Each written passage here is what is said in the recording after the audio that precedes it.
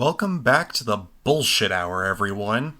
We have the second dream episode, and just like last time, there isn't much going on, so I'm just going to go through what does happen and rant about the rest.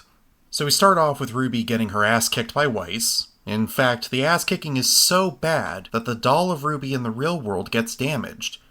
Xion pulls Ruby out of the dream, and they go over what Ruby saw, which they were already doing as Ruby was talking to Xion through the last episode. Oh yeah, and because Xion pulled Ruby out of the dream, we can add another rule to the list. As long as you have one coin, Xion can pull you out of the dream. Man, that would have been nice to know before this scene, but whatever. So Glinda and Ozpin talk about how the dream seems to be set up in a way that approaching the center of the city also leads deeper into Weiss's mind.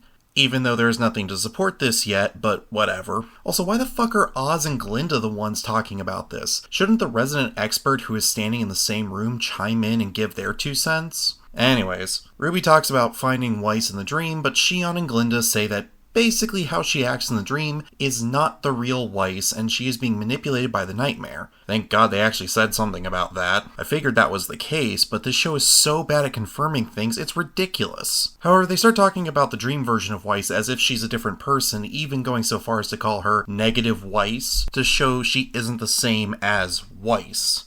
Which makes no sense because they aren't two people, they're the same person, but the dream version is being manipulated to act this way. Xion explains that Weiss will be as strong in the dream as her mind allows, which is why Ruby couldn't beat her. Xion also tells the girls to decide on who's going in once Xion's aura recovers. The girls talk about it and decide to all go in together and try to end this nightmare. Blake even says that she's been thinking about things, and much like Weiss at the end of episode 3, Blake has decided she doesn't care.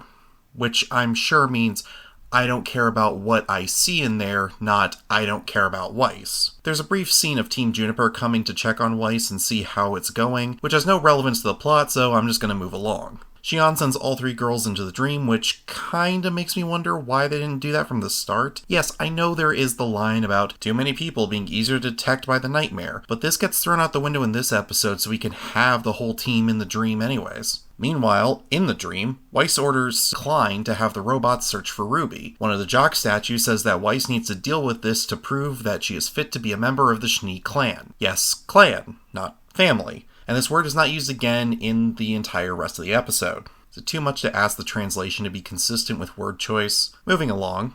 The girls wake up in the dream, and we see the outfits and weapon changes that Blake and Yang get. So we have Ruby looking like she's going to spend a day on the slopes, Yang is wearing pretty much the same thing as always except her hair is in a ponytail, and Blake gets a literal cat suit with paw gloves and one of her ears is covered and the other is exposed. I'm just gonna go with it even if it looks stupid.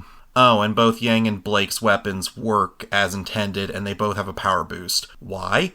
Who knows? Do we get an explanation? Not in this episode. Also, Yang's bike is here.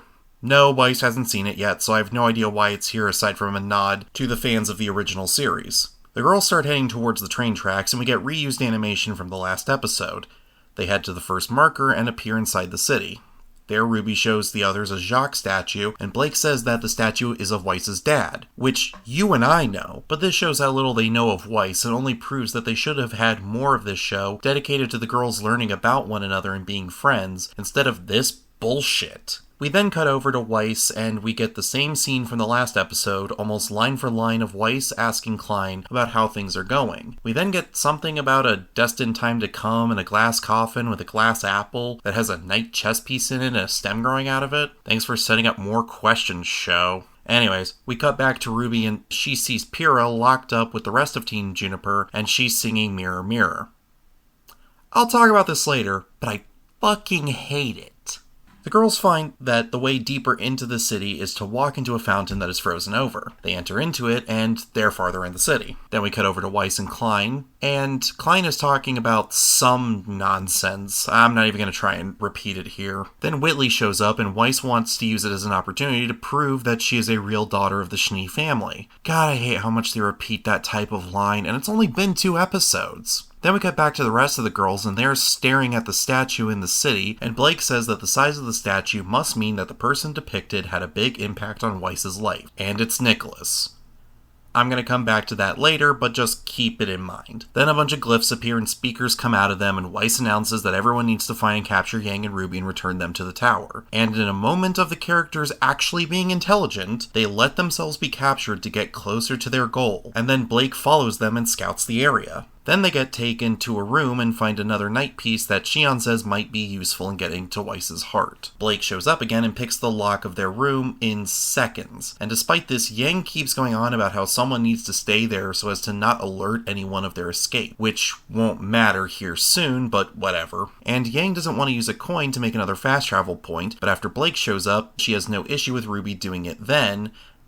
So, utter hypocrisy and bullshit from Yang, but anyways...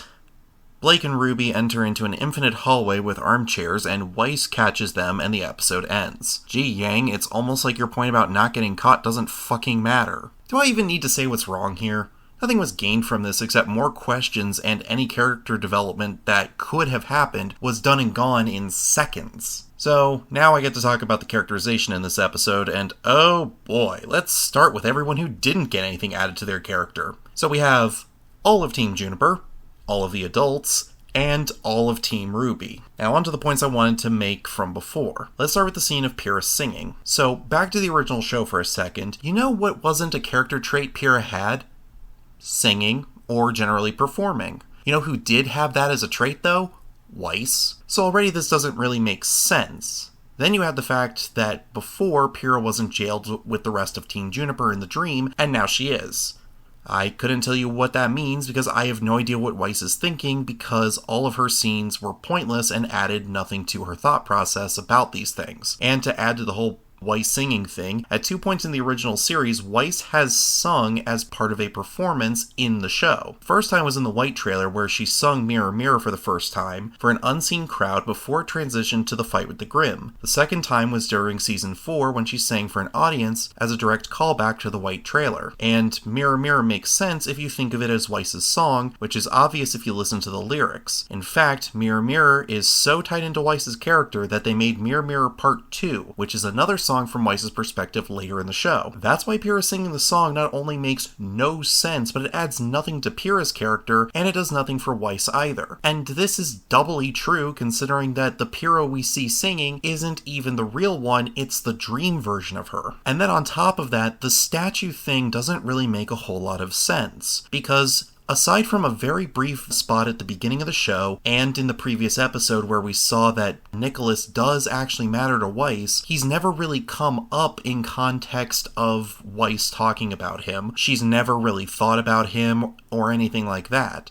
While she does seem to care about her family's name and legacy, that doesn't necessarily mean that Nicholas has anything to do with it. It could be a personal goal that she has irrespective of her family's past. Oh, and Ruby's short-lived conflict from the previous episode of her fearing Weiss hating her has been wrapped up in 2 seconds after Shion says not to worry about it. So, fuck this episode for the absolute waste of time it is. The only good to come from it is this video, which I hope will be entertaining. Moving over to the animation, yeah, there's nothing to talk about animation-wise, so let's just go into my final thoughts already. I don't think there's a way to describe the absolute idiocy of this episode.